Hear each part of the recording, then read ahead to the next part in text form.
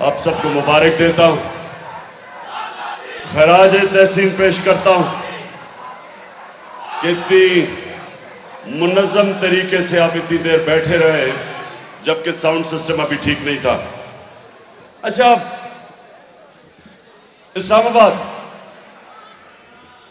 थोड़ी खामोशी से जो मैं आज इतनी ज़बरदस्त अपनी तंजीम के सामने जो मैं आज पैगाम देना चाहता हूं, पीछे उधर चुप देखें। आजादी दुनिया की तारीख में कभी कोई प्लेट में रख के नहीं देता। आजादी के लिए कुर्बानियां देनी पड़ती है, जदोजहद करनी पड़ती है, जिहाद करनी पड़ती है। जो लोग इस मुल्क के ऊपर कब्जा करके बैठे हुए हैं वो इस निजाम से भरपूर फायदा उठा रहे हैं। जो लोग अरबों खरबोपति बन चुके हैं इस निजाम के ऊपर कब्जा करके, वो कभी आराम से हमें आजादी नहीं देंगे। ये जो आपकी हकीकी आजादी की तहरीक है, ये दरअसल तहरीक पाकिस्तान के बाद जब हमारे बड़ों ने जदोजहद करके पाकिस्तान बनाया, ये उसके बाद सबसे बड़ी तहरीक है कि इस मुल्क को हकीकी तौर पे आजाद किया जाए। हकीकी आजादी क्या है? हकीकी आजादी सबसे पहले आपको समझनी है, क्योंकि देखें, आपने लोगों के अंदर जाना है। लोग आपसे पूछेंगे कि हकीकी आजादी क्या है। हकीकी आजादी सबसे पहले अपने ज़हन में, अपने दिल में और दिमाग में वो कैसे आती है? जब आप ला इलाहा इल्लल्लाह का दावा करते हैं कि मैं अल्लाह तेरे सिवा किसी के सामने नहीं झुकूंगा, दरअसल आप अपनी आजादी का ऐलान करते हैं कि मैं आजाद इंसान हूं। जब आप अल्लाह को मानते हैं और सिर्फ एक खुदा को मानते हैं, आप साथ ये भी अपनी आजादी का दावा करते हैं। मैं इसलिए अपनी कौम को जब से प्राइम मिनिस्टर बना, मदीना की रियासत की समझाने की कोशिश की, रहमतुल्लिल आलमीन अथॉरिटी बनाई कि बड़े बड़े स्कॉलर्स हमारे बच्चों को, स्कूल के बच्चों को, यूनिवर्सिटीज डिबेट्स करवाएं, बताएं कि वो मेरे नबी सल्लल्लाहु अलैहि वसल्लम ने क्या किया था मदीना में, कि चंद ही सालों के अंदर जिन लोगों की कोई हैसियत ही नहीं थी, उन्होंने दुनिया की इमामत की। ये इंसानी तारीख का हिस्सा है कि 10 साल में इंसान तब्दील हुए, 622 से 632। जब मेरे नबी इस दुनिया से गए, 10 सालों के अंदर वो लोग जो 2 सुपर पावर्स के बीच में हैसियत ही नहीं थी उनकी, 10 सालों के अंदर वो तब्दील हुए। वो इनकलाब फिक्री इनकलाब था। जंगों के अंदर तो सिर्फ 1200-1300 सारे लोग 10 साल में मरे थे, दोनों तरफ टोटल लोग 1200-1300 उन जंगों के अंदर मरे थे। लेकिन ज़हनों के अंदर इनकलाब आया था और वो शुरू हुआ था ला इलाहा इल्लल्लाह के दावे से। तो सबसे पहले तो हमने अपने आप को आज़ाद करना है। आप उसी दिन आज़ाद हो जाते हैं जिस दिन ला इलाहा इल्लल्लाह आपके दिल में चला जाए।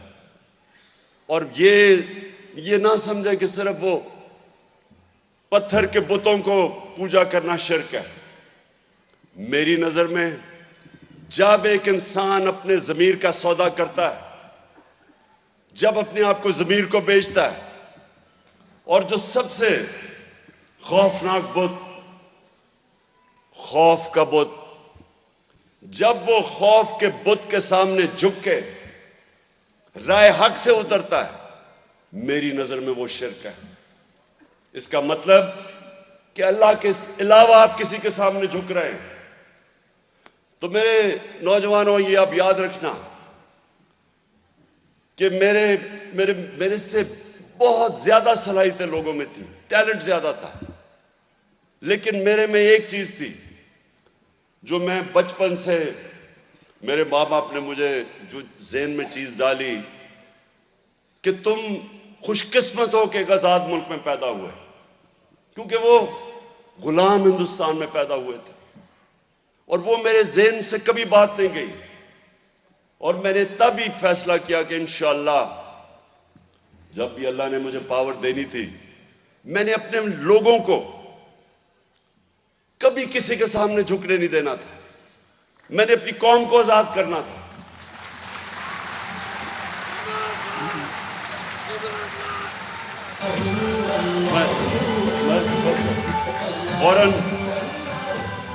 फॉरेन पॉलिसी, सबसे पहले फॉरेन पॉलिसी की आजादी। एक मिनट, अभी आएगी इंशाअल्लाह। मैं अभी तुम्हारी जज्बे को टेस्ट करने वाला हूं, फिक्र ना करो।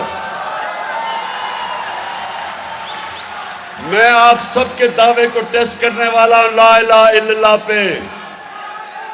क्योंकि सुने कुरान की आयत है, और ये दूसरी मेरी बात सुन लो कि एक तो मैं एक आजाद इंसान हूं, मैंने कभी किसी के सामने झुका,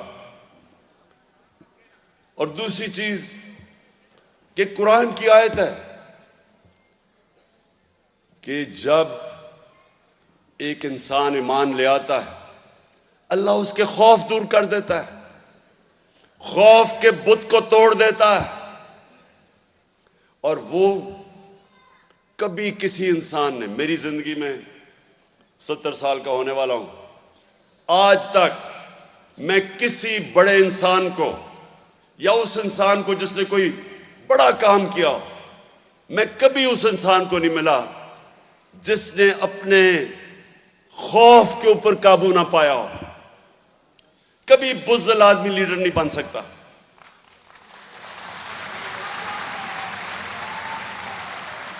कभी 20 साल मैंने इंटरनेशनल क्रिकेट खेली, कभी एक बुज़दिल बैट्समैन, बड़ा बैट्समैन नहीं बना। कभी एक बुज़दिल बॉलर, यानी जो मार खाने से डरता था, हारने से डरता था, वो कभी ऊपर नहीं गया। मैं कभी कोई बड़े बिजनेसमैन को नहीं मिला जो नुकसान से डरता था। मैं आज तक जो भी लोग ऊपर गए, उन्होंने कहीं ना कहीं जाके अपने खौफ के ऊपर काबू पाया। और इसलिए अल्लाह ने कुरान में इंसान को आजाद करने के लिए 3 जो इंसान के सबसे बड़े खौफ हैं, मरने का, जलील होने का और रिस्क जाने का, ये 3 बड़े खौफ हैं। ये तीनों इंसान को गुलाम बना देते हैं। बड़े बड़े जो मैं बार बार मिसाल देता हूं कि कूफा के लोगों को पूरी तरह इल्म था कि हजरत इमाम हुसैन राय हक पे थे, लेकिन यजीद के खौफ की वजह से, उसके जुल्म के खौफ की वजह से, उन्होंने मुसलमानों की तारीख का सबसे बड़ी ट्रेजेडी होने दी, सबसे बड़ा सानिया होने दिया, सिर्फ इसलिए कि वो डर गए।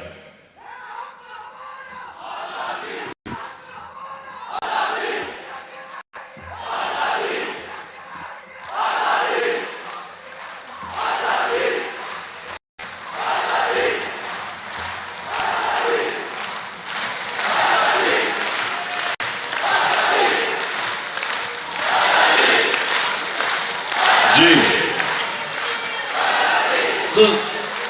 सो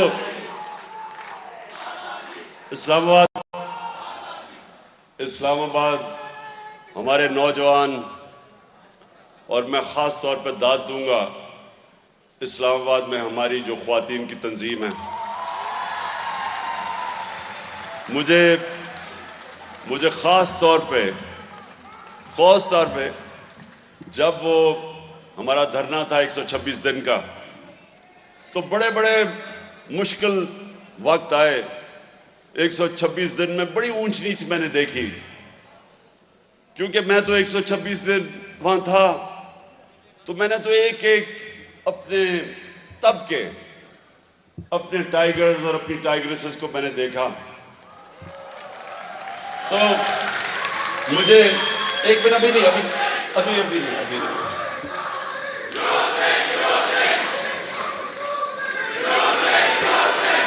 यूथ विंग तो 8 साल पहले थे नहीं, वो तो बच्चे थे तब।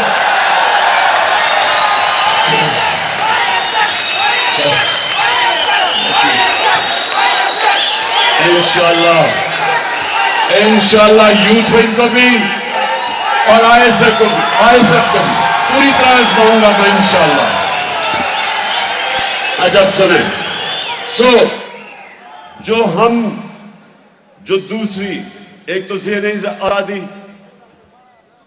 वो मेरे नबी सल्लल्लाहु अलैहि वसल्लम ने उनके रास्ते पे चल के इंसान ज़हनी तौर पे आज़ाद हो जाता है।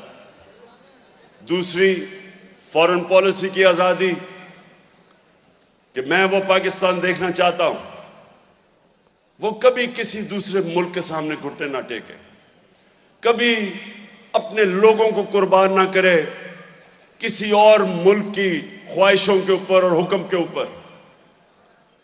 जो वॉर ऑन टेरर थी, 80,000 हमारे पाकिस्तानी कुर्बान किए गए, क्योंकि हमारा हुक्मरान किसी और की जंग के अंदर शामिल हुआ और उनके सामने घुटने टेक गया।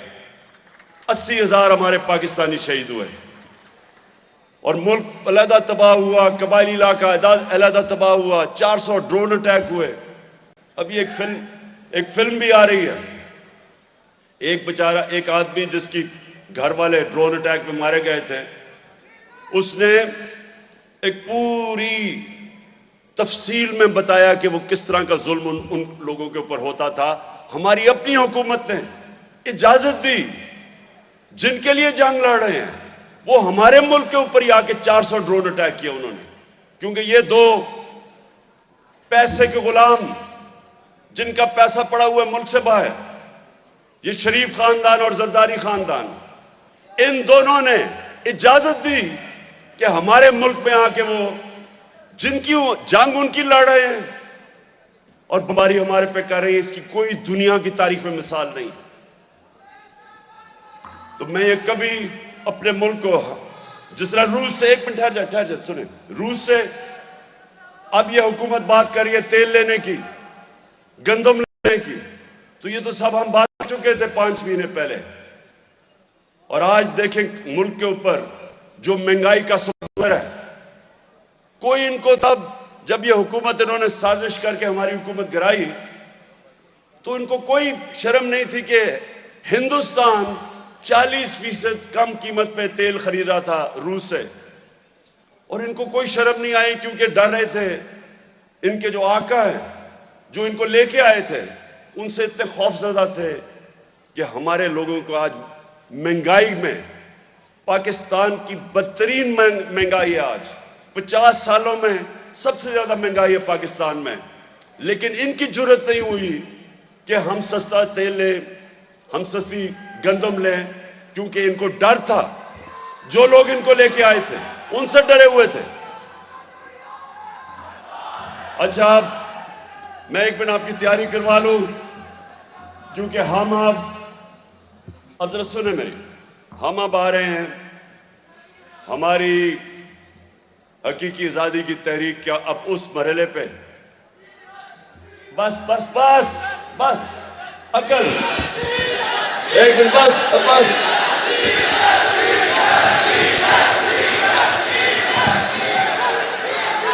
वो डीजल